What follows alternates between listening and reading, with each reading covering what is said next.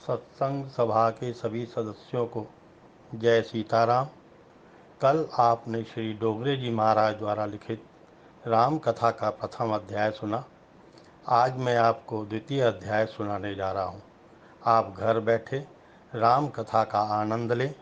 जय सीताराम। ओम श्री रामचंद्राभ्याय नमः। तुम मंदिर में दर्शन करने जाते हो, ठीक है, परंतु मंदिर में दर्शन करने से परमात्मा की भक्ति प्राप्त हुई ऐसा नहीं मानते। कितने ही लोग नित्य एक बार मंदिर में जाकर दर्शन करते हैं और मानते हैं कि हम दर्शन कर आए।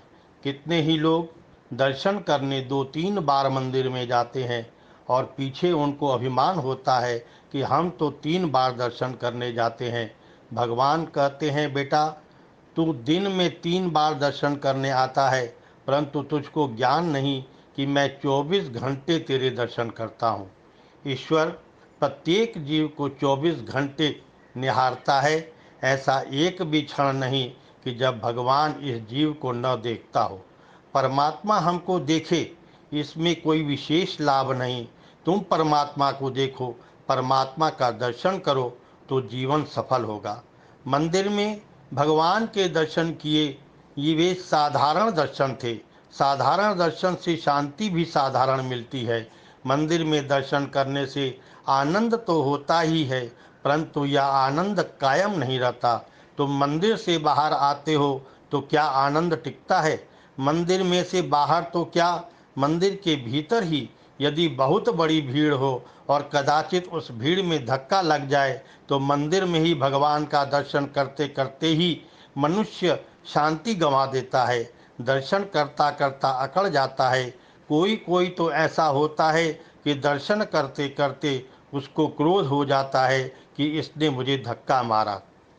शास्त्र में ऐसा लिखा है कि ठाकुर जी के सन्मुख क्रोध नहीं करे। अरे ऊंची आवाज में बोले भी नहीं। ठाकुर जी का सुंदर स्वरूप अति कोमल है। कोई बहुत ऊंचे स्वर में बोले तो ठाकुर जी को परिश्रम होता है। मंदिर में ऊंचे स्वर से बोलना अपराध है, पाप है। मंदिर में परमात्मा का दर्शन करते हुए भी मनुष्य आनंद और शांति कायम नहीं रह पाता, जो फिर मंदिर से बाहर आने के बाद कहाँ से दिखाई देगी। साधारण दर्शन करने वाले को तो मंदिर में भगवान का मात्र स्वरूप दिख पाता है, प्रत्यक्ष परमात्मा नहीं दिखते। मंदिर के सिंहासन में ठाकुर जी विराजते हुए हैं, वे मूर्ति नहीं परंतु साक्षात भगवान विराजे हैं। तुमको मंदिर में प्रत्यक्ष परमात्मा दिखते हैं कि प्रभु का स्वरूप, प्रभु की मूर्ति मात्र दिखती है। मंदिर में भगवान के दर्शन करो, ठाकुर जी के सन्मुख खड़े होकर ऐसी भावना करो कि ये मूर्ति नहीं, साक्षात भगवान विराजे हैं। अपने परमात्मा की मैं दर्शन कर रहा हूँ, अपने मालिक को मैं वंदना कर रहा हूँ। ठाकुर जी की आंखों में प्रेम भरा हुआ, ठाकुर जी मुझे प्रेम से देख रहे हैं। मुझे देखकर मेरे भगवान होठों में धीरे धीरे हंस रहे हैं। आज मेरे मालिक बहुत प्रसन्न दिखलाई देते हैं। अब मैं भगवान का हो गया हूँ, मैं वैष्णव हो गया हूँ। मेरे भगवान को मेरे ऊपर बहुत कृपा हुई, जिसमें मैं सब छोड़कर राम कथा श्रवण करने को बैठ सका हूँ। आज मेरे प्रभु ने मुझे यह सुयोग दिया है। मेरे प्रभु के मेरे ऊपर अनंत उपकार हैं। इस रीति से परमात्मा के उपकारों का स्मरण करते करते दर्शन करो। दर्शन करने से भगवान के प्रति हृदय थोड़ा पिघले, आंखें सजल हों तो दर्शन में आनंद आए। परंतु जिसके हृदय में भावना नहीं, जिसका हृदय शुष्क है, जिसके हृदय में प्रभु प्रेम नहीं, भगवत भाव में जिसका हृदय पिघला नहीं, उसे तो मंदिर में परमात्मा दिखता नहीं, एक मूर्ति मात्र दिखती है। मंदिर में परमात्मा के दर्शन करो, यह ठीक है, परंतु इतने मात्र से भक्ति परिपूर्ण नहीं होती। मंदिर में जिस भावना से दर्शन करते हो, उसी प्रकार प्रत्येक मानव में ऐसी भावना रखो कि मैं जिस देवता की सेवा करता हूँ, पूजा करता हूँ, जिस परमात्मा के नाम का जप करता हूँ, वह मेरा भगवान केवल सिंहासन पर बैठा है। ऐसा नहीं, ये तो प्रत्येक मानव शरीर में विराजते हुए हैं। सब में विराजे हुए हैं। ईश्वर सबके आधार हैं। ईश्वर सर्वशक्तिमान और सर्वव्यापक है। ऐसा भाव बुद्धि में दृढ़ हो तो प्रेम बढ़े। मानव के शरीर में ईश्वर विराजता न हो तो मानव बोल नहीं सकता। अंदर विराजे हुए प्रभु मनुष्य को बोलने की शक्ति देते हैं। तुम शक्ति से कथा सुनते हो, तुमको सुनने की शक्ति कौन देता है? अंदर विराजे हुए भगवान सुनने की शक्ति देते हैं। बैठे होते हुए भी विचार बहुत से मनुष्य कुछ भी नहीं सुन सकते। इंद्रियों को शक्ति देने वाले ईश्वर हैं। जो भगवान मंदिर में विराजते हैं वही परमात्मा प्रत्येक मानव शरीर में रहकर मन, बुद्धि और इंद्रियों को प्रकाशित करते हैं। प्रत्येक के अंदर चैतन्य रूप प्रभु विराजते हैं। योन्नतः प्रविश्यं मम वाचमिमां प्रसुप्तां सञ्जीववत्यखिलशक्तिधर स्वात्मना अन्यास्य हस्तचरणश्रवणत्पादिनी प्रणान नमो भागवते पुरुषाय तुभ्यम। मंदिर में दर्शन करने के पश्चात तुमको कोई मनुष्य दिखे तो उनके शरीर को मत देखो, उनमें विराजे हुए ईश्वर को देखो। यह जवान है, यह बूढ़ा है, यह काला है, यह गोरा है, यह स्त्री है, यह पुरुष है, ऐसे भाव से देखोगे तो संभव है कि तुम्हारी आंखें बिगड़ जाएं, तुम्हारा मन बिगड़ जाए। मंदिर में जो भगवान विराजे हैं वही इन सब के शरीर में हैं। ऐसा सतत अनुसंधान रखो। जिसे दूसरे में ईश्वर न दिखे उसे मूर्ति में भी ईश्वर नहीं दिखता। मूर्ति में भगवत भाव स्थिर करना है, परंतु जो बोलते चलते भगवान में भाव सिद्ध न कर सके वह मूर्ति में भाव स्थिर न कर सकता। सृष्टि उत्पन्न करके प्रभु ने प्रत्येक पदार्थ में प्रवेश किया। वह प्रवेश न करे तब तक सृष्टि बेकार है। अतः ईश्वर सब में है। श्री राम इस फूल में विराजे हैं। रास्ते में फूल फड़ा हुआ दिखे तो तुम उस फूल के ऊपर पांव रख कर क्या आगे बढ़ोगे? तुम बहुत सावधान होकर पग रखोगे कि जिससे तुम्हारा पग फूल के ऊपर न पड़े। कोई लौकिक दृष्टि रखता हो तो उसे फूल और पत्थर में क्या वह दिखेगा? पत्थर जड़ है, फूल भी जड़ है, परंतु फूल के ऊपर पग रखने में तुमको संकोच होता है। फूल में तुमको कुछ दिखता है, तुमको ऐसा लगता है कि मैं जिस देव की सेवा पूजा करता हूँ वह परमात्मा सुगंध रूप में इस फूल में विराजे हैं। पग में जूती हो तो कांटे को पग तले रोंदना, परंतु फूल के ऊपर पग रखना यह कुछ कठिन है। वैष्णव को फूल में परमात्मा के दर्शन होते हैं, इससे वह फूल के ऊपर पग नहीं रखता। सनातन धर्म तो यहाँ तक कहता है कि जड़ वस्तु में भी ईश्वर है। ज्ञानी महापुरुष जड़ पदार्थ में परमात्मा की सत्ता का अनुभव करते हैं। कितने ही लोग यह समझते हैं कि ईश्वर तो सातवें माले बैठा है और वहाँ से सबको देखता रहता है, परंतु यह मान्यता ठीक नहीं। तुम जहाँ हो वहीं तुम्हारा भगवान भी है। भगवान तुमको देखता है, परंतु तुम परमात्मा के दर्शन नहीं करते। प्रत्येक जड़ वस्तु में भी परमात्मा विराजे हुए हैं। वैष्णव प्रातःकाल उठने के बाद धरती माता की वंदना करके पग रखते हैं। धरती माँ की प्रार्थना करते हुए कहते हैं, समुद्रवस्ने देवी पर्वत स्तन्मण्डिते विष्णु पत्नी नमस्तुभ्यं पारदर्श्यम क्षमस्व मे। हे धरती माता, मुझे तुम्हारे ऊपर पग रखने में बहुत संकोच होता है। तुम मेरे भगवान की शक्ति हो। भगवान श्री नारायण भूदेवी अर्थात धरती देवी के पति हैं। श्री नारायण त्रिपति कहलाते हैं। त्रिपति का अर्थ है तीन देवियों, श्री देवी, भूदेवी और लीला देवी के पति। अपने गुजरात में जिस प्रकार द्वारकानाथ विराजते हैं उसी प्रकार दक्षिण भारत में श्री बालाजी महाराज विराजते हैं। द्वारकानाथ चतुर्भुज हैं और बालाजी महाराज श्री भी चतुर्भुज हैं। शंख चक्र गदा और पद जिनके हाथों में है।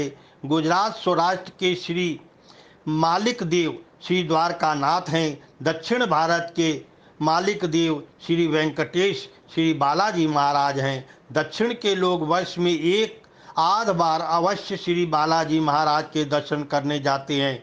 चतुर्भुज नारायण का यह बालाजी स्वरूप अति दिव्य है, अति सुंदर है।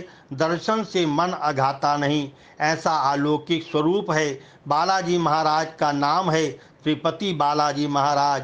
मूल संस्कृत शब्द त्रिपति का अपभ्रंश तिरुपति हो गया। लोग इसे तिरुपति बालाजी कहते हैं। भगवान श्री नारायण भूदेवी अर्थात पृथ्वी देवी के पति हैं। इसमें वैष्णव कहते हैं कि ये धरती माता हमारी माँ है।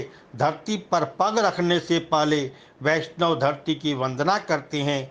कोई लौकिक दृष्टि रखने वाला हो तो ऐसा मानेगा कि इस पत्थर और जमीन को पग लगने से क्या लाभ है। यह पत्थर नहीं, यह मिट्टी नहीं, यह जमीन नहीं, ये तो परमात्मा की शक्ति है। इनके आधार पर सब कोई टिके हुए हैं। ये सबका धारण पोषण करती है।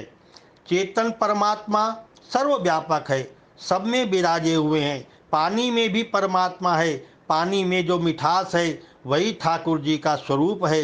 गीता जी में प्रभु ने आज्ञा की है कि अर्जुन, पुण्यो गंध पिथ्याम च, पृथ्वी में गंध स्वरूप मैं ही हूँ, और रसो हम सुकोन्तसि, जल में रस रूप मैं ही हूँ। मैं ही तृप्ति करता हूँ। किसी को जोर से प्यास लगी हो, उसको तुम कहो कि तुझे 1000-2000 रुपया देता हूँ पर पानी नहीं दूंगा, तो कहेगा कि तुम्हारा रुपया मुझे नहीं चाहिए, मुझे तो पानी ही चाहिए। अतिशय प्यास लगी है तो पैसा या सोना चांदी से मनुष्य की तृप्ति नहीं होगी, पानी से ही होगी।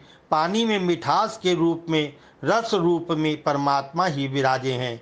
पानी जड़ नहीं, पानी में परमात्मा है, ऐसा विश्वास अत्यंत तृषा लगने पर सभी को होता है। जड़ वस्तु में भी परमात्मा की सत्ता दृढ़ है। किसी जड़ वस्तु का भी तिरस्कार करना यह प्रभु का ही अपमान करने जैसा पाप है। एक ही ठिकाने परमात्मा का दर्शन करें, यह तो साधारण वैष्णव माना जाता है। सर्वभूतेषु यः पश्येत भगवद्भावमात्मनः भूतानि भगवत्यात्यन्येष भागवतोत्तमः। उत्तम वैष्णव वह है जो जड़ चेतन सब में अपने इष्ट देव का दर्शन करता है, सब में श्री राम कृष्ण के दर्शन करता है, प्रत्येक मानव में भगवत भाव दृढ़ करता है। सब में भगवत भावना की दृष्टि से देखने की टेव पड़े तो ही मन पवित्र रहता है। समय ऐसा आया है कि मन को पवित्र रखना बहुत कठिन हो गया है। पढ़े लिखों का मन बिगड़ता है और बेपढ़े लिखों का भी बिगड़ता है। संसार के व्यवहार में रहकर मन को पवित्र रखना यह असत्य जैसा है। तुम्हें मन को पवित्र रखना हो तो सबको भगवत भाव से देखने की चेष्टा करो। ऐसा भाव रखो कि ये सब परमात्मा के ही स्वरूप हैं। मुझे किसी के शरीर की आवश्यकता नहीं, मैं किसी के शरीर को देखूं भी नहीं, मैं किसी के शरीर का चिंतन भी नहीं करूं। कोई चमड़ी काली है, किसी की गोरी हो, उससे क्या, मुझे क्या लाभ है। मैं तो वैष्णव हूँ, मुझे तो परमात्मा की जरूरत है। प्रत्येक शरीर में मेरे भगवान विराजे हैं। आँखों में प्रभु को रखकर जगत को देखो। इस रीति से जो देखता है उसको जगत राम रूप दिखता है। तुलसीदास जी महाराज को जगत में सीता राम के सिवाय और कोई दिखता न था। तुलसीदास जी को जगत में कोई स्त्री दिखती न थी, कोई पुरुष दिखता न था। संसार में किसी भी स्त्री में इनको सीता माता का ही दर्शन होता था। महाराज सीताराम जी की नित्य सेवा करो, स्मरण करो। जगत के स्त्री पुरुषों में से सीताराम जी की भावना दृढ़ करो। सिया राम माया सब जग जानी, करहूँ प्रणाम जोरी जोग पानी। जगत की स्त्री पुरुष में श्री सीताराम जी की भावना दृढ़ करो। जगत की प्रत्येक स्त्री में श्री सीताराम जी के दर्शन का अभ्यास करो। प्रत्येक पुरुष में परमात्मा श्री राम को देखो। मंदिर में भगवान के दर्शन करते हैं वह साधारण दर्शन है। प्रत्येक मनुष्य में परमात्मा के जो दर्शन है उन्हें असाधारण दर्शन कहते हैं। ऐसे असाधारण दर्शन करो जिसमें मन में शांति कायम रहे। तुम सब में भगवान के दर्शन करने का अभ्यास करो तो एक दिन ऐसा आएगा जिससे तुम्हारे अंदर विराजे हुए भगवान तुमको दिखने लगेंगे। अंदर विराजमान परमात्मा का जिसको बारंबार दर्शन हुआ है उसकी शांति किसी दिन भी भंग नहीं होती। मंदिर में विराजते हुए भगवान के दर्शनों से आनंद होता है, परंतु वहाँ के दर्शन 24 घंटे खुले रहते नहीं। मंदिर में विराजे ठाकुर जी तो शयन भी करते हैं। ठाकुर जी के शयन करने के उपरांत तुम किसके दर्शन करोगे? जो केवल बाहरी भगवान के दर्शनों का आधार रखता है, परंतु जिसे अंदर के भगवान का दर्शन नहीं होता, उसे प्रभु का वियोग सहना पड़ता है। बाहर दर्शन करने वाले को थोड़े समय दर्शन का आनंद देकर परमात्मा अंतर्ध्यान हो जाते हैं, परंतु जिसे अंदर के परमात्मा दिखते हैं, जिसे आत्म स्वरूप में परमात्मा के दर्शन होते हैं, उसे किसी भी दिन प्रभु का वियोग नहीं होता। प्रभु का वियोग यही भारी रोग है। इस रोग की औषधि है प्रत्येक में प्रभु के दर्शन का अभ्यास। जिसे प्रत्येक में प्रभु दिख पड़े, प्रत्येक में आत्मवत भाव जागे, ये प्रभु का नित्य सानिध्य अनुभव करते हैं। प्रत्येक में प्रभु के दर्शन करते करते ज्ञानी महापुरुषों को ऐसी तन्मयता हो जाती है कि उनको स्वयं में भी परमात्मा दिखने लगते हैं। वे ऐसा अनुभव करते हैं कि जो प्रभु बैकुंठ में विराजते हैं वे प्रत्येक जड़ चेतन में भी है और वे मुझ में भी सतत विलास करते हैं। ज्ञानी महापुरुष परमात्मा का सतत दर्शन करते हैं, उनको प्रभु का वियोग होता नहीं और इससे उनका आनंद स्थायी टिकता है। बड़े बड़े साधु महात्माओं के पास कुछ भी रहता नहीं, परंतु उनकी शांति भंग कभी होती नहीं। ये सतत आनंद में मस्त रहते हैं। इसका एक ही कारण है कि ये जानते हैं कि इस जगत का जो मालिक है, जो लक्ष्मी का पति है, जो सर्वेश्वर है, वह स्वयं हमारे हृदय में है। अरे लक्ष्मी हाथ आवे तो मनुष्य बहुत सुख मानता है, तो लक्ष्मीपति जिसके हाथ में आए तो उसका सुख कितना होगा। कितने ही लोग ऐसा समझते हैं कि मेरे पास लाख रुपए हैं, मुझे तनिक भी बाधा आएगी नहीं, भले ही कुछ भी हो जाए, लक्ष्मी होने से ही मनुष्य इतना निश्चिंत हो जाता है। तो लक्ष्मीपति का सानिध्य जिसको सतत होता है उसकी शांति कैसी होगी। लक्ष्मी से मिलने वाला आनंद क्षणिक है, यह कायम रहता नहीं।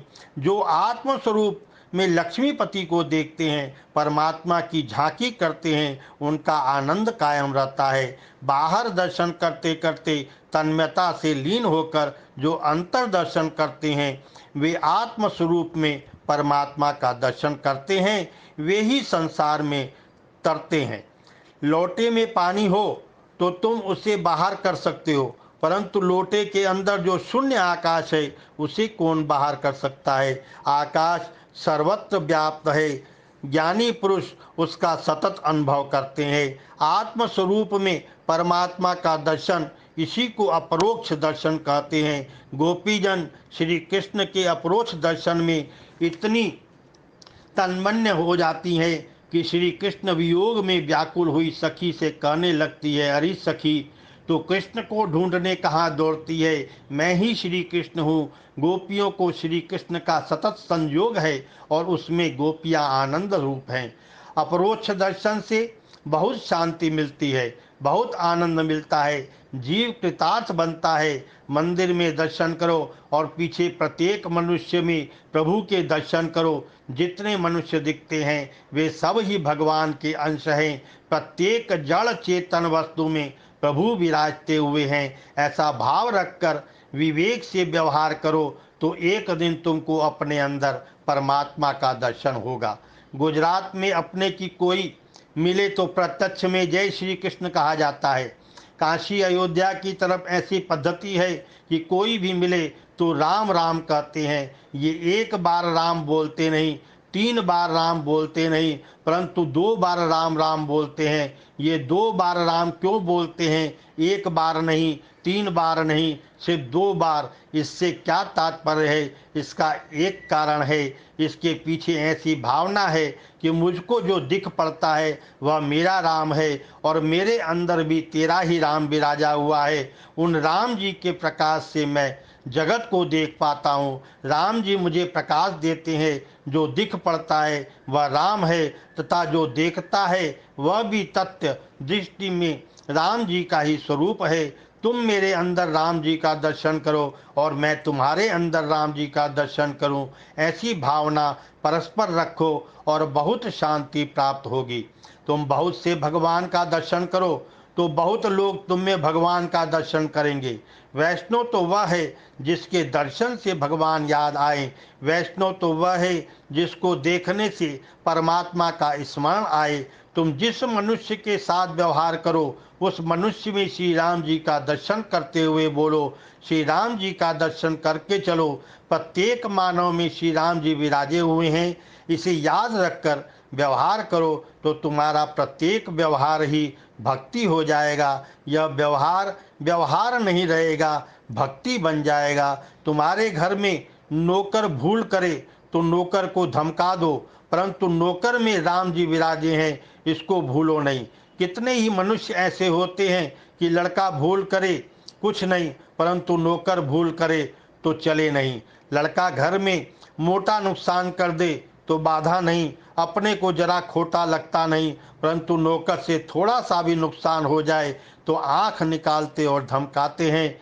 तू कैसा है, तुझ में अक्ल नहीं है। नौकर में भी परमात्मा है। तुम्हें कोई ऐसा कहे कि तुम में अक्ल नहीं, तुम मूर्ख हो, तो तुम्हें दुख लगेगा। ध्वनि से उत्पन्न प्रतिध्वनि तुम्हारी आत्मा के प्रतिकूल लगे, वैसा व्यवहार दूसरों से न करो। आत्मनः प्रतिकूलानि परेशान न समाचरेत। मेरे अंदर जो राम विद्यमान है वे ही सबके शरीर में भी हैं, ऐसा भाव सदैव रखें। प्रत्येक में राम जी के दर्शन करते हुए व्यवहार करो तो व्यवहार शुद्ध होगा, और व्यवहार शुद्ध होगा तो भक्ति में आनंद आएगा। बोल दे श्री राजा रामचंद्र भगवान की जय।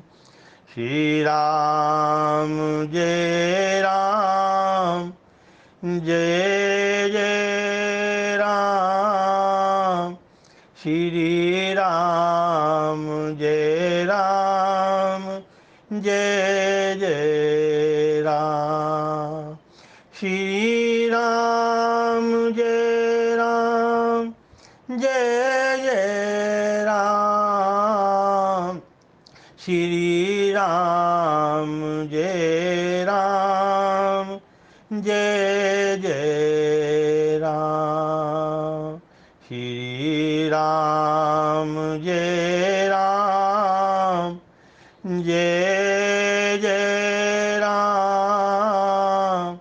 श्री राम जय राम, जय जय राम। बोल दे श्री राजा रामचंद्र भगवान की जय। पवन सुत हनुमान की जय। उमापति महादेव की जय। हर हर महादेव।